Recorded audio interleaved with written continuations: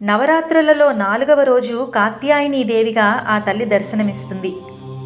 చేతిలో చంద్రహాస ఖడ్గంతో సింహ వాహనయై ఆ తల్లి కనువిందు చేస్తుంది. పూర్వం కథ అనే మహర్షికి కాత్య మహర్షి అనే కొడుకుండేవారు. జగన్మాతయే తనకు కూతురుగా పుట్టాలని, తాను మోక్షాన్ని పొందాలని ఆ కాత్య మహర్షి కోరిక. దానికోసమే తీవ్రమైన తపస్సు చేశారు. ఇదే సమయంలో పార్వతీ పరమేశ్వరుల మధ్య ఒక లీల జరిగింది. వారిరువురూ ఆనందంగా ఉన్న సమయంలో పార్వతీదేవి ఆ పరమశివుని కనులు మూసింది. సూర్య చంద్రులే కనులుగా కలిగిన ఆయన కళ్ళు మూసేసరికి జగత్తు అంతా అంధకారంలో మునిగిపోయింది. ఈ పరిణామానికి ఆ తల్లి భయపడి, అయ్యో ఎంత తప్పు జరిగింది, స్వామి నేను భూమి మీదకు వెళ్ళి కొన్నాళ్ళు తపస్సు చేస్తాను అని ప్రార్థించిందిట.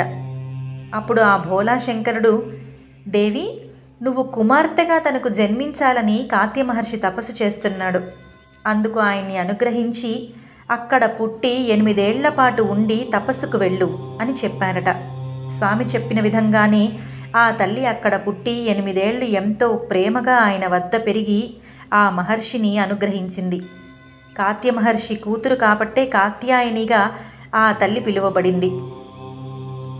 ద్వాపరయుగంలో శ్రీకృష్ణ పరమాత్మ సాంగత్యానికి, ఆయనని పొందటానికి కొంతమంది గోపికలు ఈ కాత్యాయనీ దేవిని అర్చించి ఆ దేవి వ్రతాన్ని ఆచరించారు.